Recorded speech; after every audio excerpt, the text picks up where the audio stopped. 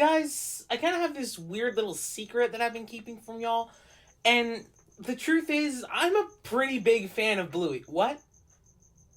Oh, it's not a secret? Oh. Yeah, no, it ain't no secret. Actually, wait, I'm not in proper uniform, am I? Give me 1 sec. That's more like it. I really hope that transition looks decent. But yes, it is no secret that I am a pretty big fan of the Australian children's cartoon, Bluey. I mean, come on, basically my entire bedroom is dedicated to Bluey. I have done Bluey videos on this channel. I have even met Bluey and Bingo themselves in real life. Yes, in real life. Go check out that video right here. But I feel like with being such a big fan of Bluey, I've never really taken the time to narrow down what my all-time favorite episodes of Bluey are. That is very hard, considering that pretty much every single episode, apart from like 5 of them, are very, very good, very inspirational, very sweet, very cute, and very educational. Yes, for being a show for literal toddlers, this show is very educational and has some good messages behind a lot of their episodes. Pretty much every episode that I have ranked in my top 10 right here, right now, has a message in one way, shape, or form. So in today's video, we're going to be going over my personal, keyword personal, you don't have to agree with me, you don't have to disagree with me, my top 10 personal favorite episodes of Bluey. This list took, I'm not kidding you, about a month to make, because it is so difficult to nitpick episodes just by random. It is so difficult to pick which episode is my favorite because they're all amazing in one way, shape, or form, except for a couple. I'm gonna put them up on screen right here. So for number 10, we're gonna start off with a pretty simple yet effective episode, Markets. This episode follows Bluey getting money from the Tooth Fairy and going out through the entirety of the marketplace to figure out what she wants to buy, along with her friend Indy. The only reason she's having a little bit of trouble deciding what she wants to buy is because Indy is one of those vegetarian, pescatarian, sugar-free, gluten-free, soy-free, dairy-free, wheat-free, and fun-free type of people who eat only ice water and lettuce.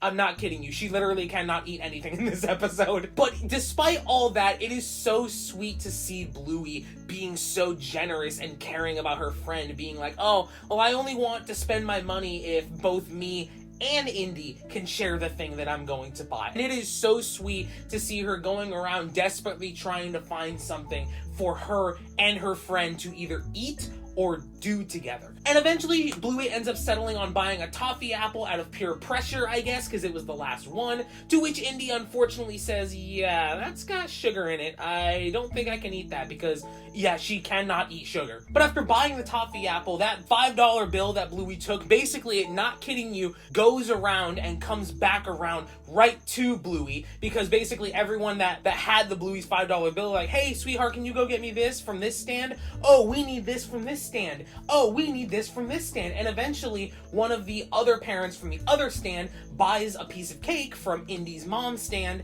and Indy's mom tells Indy to go put the $5 bill, which just so happens to be Bluey's $5 bill, in the guitar case to get a song, which is something that Bluey said that she wanted after realizing that maybe she didn't want the toffee apple. But at the end of the day, she got her $5 bill back, and both Indy and her got something that they both wanted. And it has such a sweet message of not only sharing is caring, because Bluey's morality tells her that, oh, I can only spend this money if me and my friend can do something.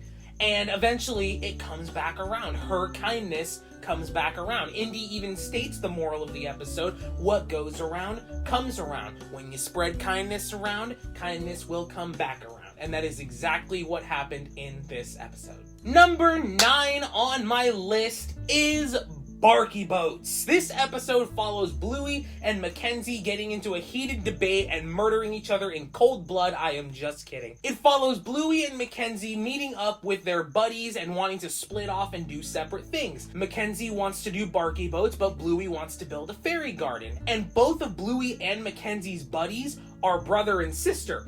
And they're going off to high school, which they're very scared about, which I can relate to. When I was going off to middle and high school, it was a very scary feeling. And that creates a little bit of a conflict between the buddies. While Bluey and Mackenzie's buddies want to hang out together, Mackenzie and Bluey do not want anything to do with each other. So that creates some conflict. And at the end of the day, Bluey's buddy and Mackenzie's buddy decide that they end up wanting to hang out together regardless. So they basically kind of leave the kids alone in their own little areas to do whatever they want. And then comes in Calypso, one of the greatest characters in all of television. So calm, so reserved, so sweet and wholesome, who teaches Bluey and Mackenzie a lesson about growing up. Basically teaching them a lesson about growing up through the idea of Barky boats, where they hold their arms there, and as the water fills up, she explains that this is what it's like growing up. When you grow up, you get up there, until eventually, boom! You're thrown out into the world and sent out on a great, crazy adventure. I personally love this episode, not only because of the really sweet ending where Bluey's wishing her buddy, I don't remember their names right now, I'm so sorry, but where Bluey is wishing her buddy best of luck in high school. They're going off to high school. They're very clearly scared about it. They talk about it in the episode. Not only do I love it because of its absolutely heartwarming ending, but it's a great lesson on growing up and what it's like to grow up and not letting the little things like an argument get in the way and split you apart, because eventually life is going to take you on an even crazier journey. And eventually Bluey and Mackenzie work out their differences, get along once again, and are able to play along with their buddies as they wish their buddies best of luck going into high school. Ultimately, it is a super sweet, heartwarming episode about the fear, but also confidence that comes with growing up. Number 8 on the list is Stumpfest. Stumpfest is a fun episode. This is one of those episodes that is just fun to watch. It follows Bluey, Bingo, Muffin, and Socks wanting to open up a nail salon on one of the tree stumps that, ironically, Bandit, Lucky, and Stripe want to tear out of the ground because Chili wanted those stumps torn out of their backyard. They're tree stumps. Who the fuck wants them there? And while Bluey and Bingo do agree in the beginning of the episode that, yes, even though we know you're going to tear up this stump after we're done playing nail salon, when it comes time for Bandit, Lucky... Did I say Lucky? I meant Lucky's dad. Lucky's dad. If I said Lucky, I meant Lucky's dad, Pat. So eventually, when it comes time to tear up the stump, Lucky's dad, Bandit, and Stripe try to ask Bluey, hey, it's time for us to tear up the stump like you promised. And then Bluey simply refuses unless Bandit and them play as their customers. So despite all the girls promising to keep their promise that once Bandit and them are ready to tear up the stump, they end up not keeping their promise no matter what. They end up having Bandit, Pat, and Stripe all playing their nail salon customers and then saying, yes, we promise we'll let you tear up the stump after we're done with that. But even after they're done with that and it's time to tear up the stump, they don't break. They're like, no, wait, I changed my mind, until Chili has to step in herself and say, come on, you made a promise, now you need to go. You need to let them have their fun as well. And then the sweetest moment of the entire episode happens where Bluey realizes that kids aren't the only ones having fun. Kids aren't the only ones that get to have fun and play around. Adults play around too. Adults have fun. Adults like to have their own days of fun and play. It just looks a little bit different through the eyes of an adult. And that hit, as a fully grown man, that hit 100% different. Growing up, I used to hate going shopping for anything that wasn't fun. When I was going shopping, I wanted to look at the toys, the candy, and the cool fruits that I never got to have when I was a kid. Yes, I wanted a coconut really bad until I realized that the milk from brown coconuts are not good and that I should only drink the milk from green coconuts. But it hits so different as an adult because things that you used to think were boring as a kid or not fun or just work end up becoming fun when you're an adult. Bluey doesn't understand that as an adult, playing around includes hard work, ripping out a stump from the ground, doing yard work, all these things that get, like a man especially, all these things that get men really sweaty and really gross looking, that's fun to them. I used to hate furniture shopping as a kid. I used to think it was boring. Nowadays, it's all I shop for whenever I go shopping. I think about, do I really need a new futon for my room? I could use the space. But this episode is more fun than it is heartwarming or sweet. This episode is just a really fun episode to watch when you realize that these are fully grown men getting their nails painted by little children and also ripping up stumps as if they're little kids having a sword fight in the backyard. This is a really fun episode, and that's why it's at number 8 on my list. Number 7 on my list is another fun but decently wholesome episode, Mr.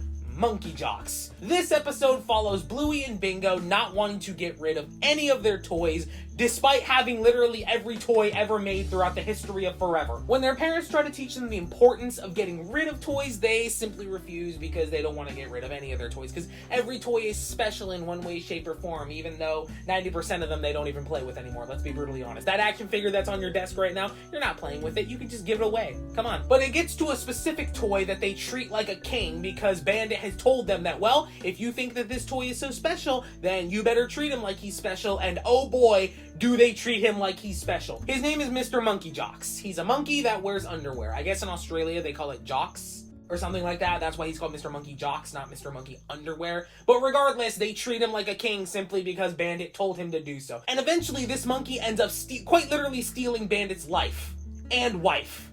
I'm not kidding you. Chili starts treating Mr. Monkeyjocks like her husband. So in retaliation, Bandit decides, you know what? I'm gonna treat this monkey like a king. Like the king that he is. So he ends up kicking Bluey, Bingo, and Chili out of the house because that's what Mr. Monkeyjocks wanted. And then Mr. Monkeyjocks ends up throwing away all the toys in the house. And when asked why he's throwing away all the toys in the house, he tells them, oh, I want to feel like the most special toy in the house.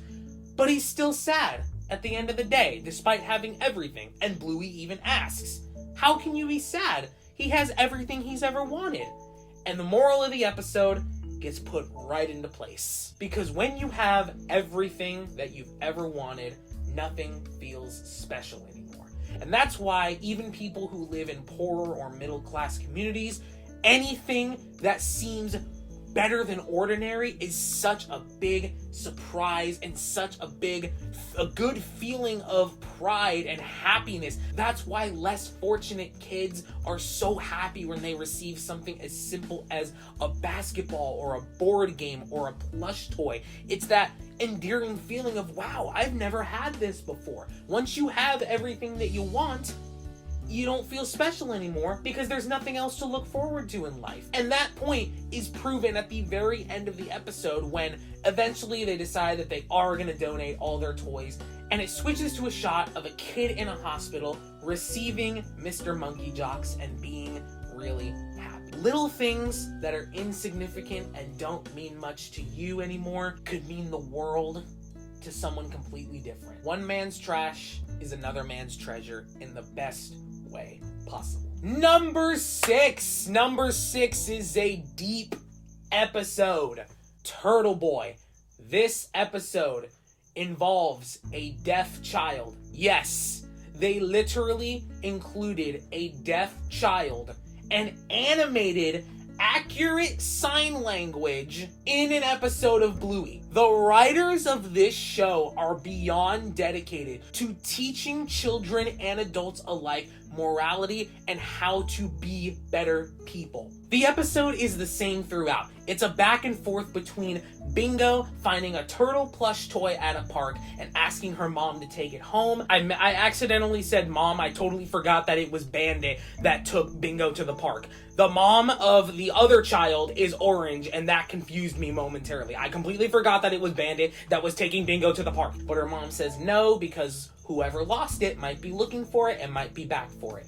Then later, it switches to a deaf child asking the same thing in sign language. And her mom also telling her, no, sweetie, sorry, we can't take it home. The person who lost it might be looking for it. Two completely different worlds and the same message. And each time they go back for it each day, they see that it's still there on the bench. And they ask their moms, can we please take it home? And the moms ask, and the moms say, sorry, sweetie, we can't take it home, remember? Someone might be looking for it. However, if it's there the next day, then we'll end up taking it home. But yeah, I personally love it because it's super inclusive and it's super sweet, and it includes a great, not only inclusivity with deaf children, but it's also just super sweet that two different perspectives are living the same life. They're both told the same things. Number 5 on the list is Pass the Parcel, another episode that is just simply fun and in times funny to watch. And it's not that any of these other episodes don't have their funny moments. They have plenty of funny moments to speak of, but this is the first episode that I've put on this list simply for the comedy behind it. The episode follows Bluey and Bingo going to children's birthday parties and playing a game of Pass the Present, or as they call it in Australia, Pass the Parcel, where basically you have a present that is gift wrapped in multiple layers and you pass it around to music, and then once the music stops, whoever has the present unwraps it and there's a present underneath the layer. Except that's not how we used to play it when we were kids. Even me, I never played it like that when I was a kid, with a present in each layer. Nah, there was one good present in the middle. There was like 10 layers of wrapping paper, and it was one giant, or not giant, but one good present in the middle of all of that, and you passed it around to everyone, and one kid would get it, unwrap it, nope, that's not it, keep passing it around. Another kid would get it, unwrap it, nope, that's not it, keep passing it around. And that's how Lucky's dad, Pat, tries to get all the kids to play the game. However, the very first time it goes down, it doesn't go down so well. All the kids end up crying because they don't end up getting their presents, and they don't like it. They don't like the fact that they are not getting any presents. However, as the presents start to get better and better and better with each birthday party, the kids start to get more used to the idea of losing. And that is the moral of this episode. Not only do the kids learn themselves how to get better at losing, but Bingo throughout the episode, who is the main focus of this episode, learns herself along the way that sometimes you just lose in life. And as long as other people that you like are personally happy around you, then there's no reason to feel like you lost, because other people's happiness is your reward as well. And Bingo learns that the more and more birthday parties, because they go to multiple birthday parties in this episode, the more birthday parties she goes to, the more she learns that. The more she learns that, maybe I don't need to win every time. Again, losing is a part of life, and that is the lesson that not only does Bingo learn in this episode, but all the kids learn in this episode. Don't worry, if you wait, all of your losses, all of your trials and tribulations will eventually be worthwhile, just like at the end of the episode when Bingo wins the birdie kite in an episode of Pass the Parcel at her own sister's birthday party. It's such a fun episode. And the funny aspect of this episode comes when Pat starts to freak out and be like, oh my god, what have I done? Maybe this wasn't such a good idea. It's funny seeing how he freaks out, but then slowly and progressively getting more like, wait a minute. Wait, they like my idea. Wait, they actually like my idea. Holy shit, this is really cool. Number 4 on the list is Flat Pack. I have talked about this episode, I believe, twice before on the channel. Flat Pack. They literally retell the entire evolution of humanity through cardboard drawings. So the story of the episode is that Bandit and Chili have a new porch swing that they're building, and Bluey and Bingo are playing as little animals that slowly evolve through the things that they get. The things that they get being the things that their parents toss to the side as they're building the chair on the porch. They eventually evolve from just little tadpoles to frogs to lizards to monkeys to cave dogs to real human beings, and by the end of the episode, Bluey is old and she's watching Bingo go out on her own into the cold hard world, knowing that she has nothing else to do but watch her own little daughter grow up. Now in this episode, Bingo and Bluey play daughter and mother, Bluey being the mother and Bingo being the daughter. Not only do they do an incredible job of telling the evolution of man through simple cardboard drawings and through little pieces of trash that they connect to their tails and swing off of like monkeys, they use the cardboard box as a cave, but at the end of the episode, it's quite literally implied that as Bingo flies away in her makeshift spaceship, she passes through the golden arches and is left to be with her creators, implying that she's died and went to heaven. This episode is so good. This episode is written so well. It's so intelligent. It's so beautiful. It's through the perspective of kids who don't understand what they're doing, but adults who understand where the kids are coming from will know, wait a minute, this is a biblically accurate representation of what it's like to evolve into a human. It's such an intelligent and smart, beautiful episode. Oh my God, and we have 3 more that are even better than this. Number 3 on my list is Baby Race, the very first episode of Bluey that ever made me cry. It was also one of the first Bluey episodes I ever saw as well. This episode involves Chili retelling the story of the first time Bluey ever took her first steps. Chili was very passionate to get Bluey walking before anyone else because she wanted to be the mom that pushed her child far enough and like, haha, look, I made my child walk before any of you guys. I'm a better mom than any of you. She, in her mind, thought it was a race. She thought it was a race to be better than all the moms around her. But by the end of the episode, she learns that sometimes you just have to run your own race. You can't think that you're better than anyone, because once you start going through things that tell you that you're not better than everyone, there's always going to be someone better than you. Once you start realizing that sometimes things just aren't going to work out your way, then you start getting disappointed. And that's what happens in this episode. Simply because Bluey wasn't walking before any of the other kids, she thought that she was doing something wrong as a mother, when in reality, the doctor keeps telling her some babies just roll before others. Some babies just crawl before others. Some babies just bum shuffle before others. But she was 100% convinced that all this was her fault, which it wasn't. It's not her fault. Even in the episode, one of the other moms comes to her side and reassures her that it's not your fault. You're doing everything you can as a mother. It's okay. You're doing great. But the saving grace of this episode, the moment that just takes my heart and tugs on it, is the very end, when Bluey takes her first steps. Why did I decide to walk in the kitchen? I don't know, sweetie. Maybe you just saw something you wanted.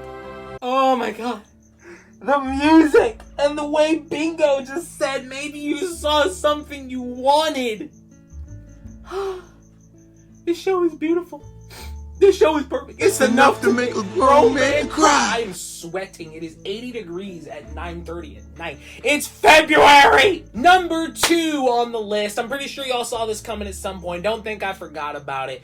Sleepytime. Yes! The episode that quite literally made me cry on camera in front of a green screen while holding a Glowberry Prime bottle. I don't think I could have put myself in a more pathetic situation in my entire life. The story of this episode follows Bingo having a dream about trying to help her bunny plush toy get home to its planet.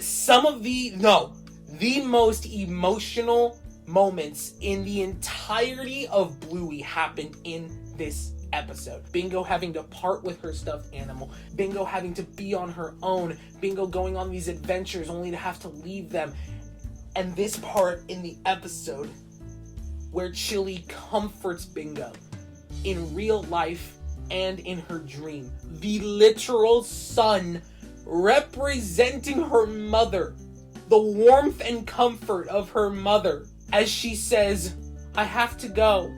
I'm a big girl now. Only for the sun, i.e. her mother, to reply with the most gut-wrenching line I've ever heard in anything. Remember, I'll always be here for you, even if you can't see me, because I love you.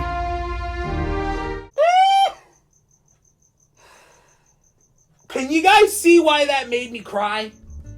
And again, if you go and watch that video of the top moments that make me ugly cry with Bluey, you'll understand. I won't get too much into it, but long story short, my mother passed away, and seeing that episode always evokes that emotion in me. So it's a hard watch for me, for sure, regardless. But come on, for fuck's sake, this episode won an award! A single episode of a children's TV show won an award for how good it is. People are still gonna say that this show isn't good. It's for babies. Oh, it's a chill. Oh, it's identical to Blue's Clues. There's only one person that ever says that, and you know who you are, and I know you're watching this video right now. And finally, at number 1, if this episode had never come out, Sleepytime would have been number 1. But this episode blew me out of the fucking water when I saw it.